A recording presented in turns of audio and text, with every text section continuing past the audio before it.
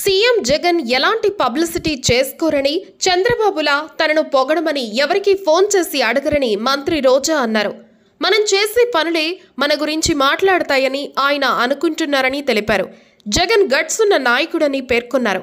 చంద్రబాబు, లోకేష్ టీడీపీని జాకీలు పెట్టి లేపాలని చూసినా అవి విరిగిపోతున్నాయని ఎద్దేవా చేశారు. పైకి లేపాలని జాకీలు పెట్టి తిప్పుతోంది. జాకీలు ఇరిగిపోతున్నాయి తప్ప చంద్రబాబు నాయుడు, లోకేష్ లేకట్లేదు. అదే జగన్మోహన్ రెడ్డి గారికి ఆయన ఏం పబ్లిసిటీ చేసుకోరు. మీరు చూస్తారు కదా, పెద్దగా ఎవరితో కూడా ఫోన్లో నన్ను పొగడమని అడగడు. చంద్రబాబు నాయుడు ఎలా పొగడించుకుంటారో మీరే చూశారు.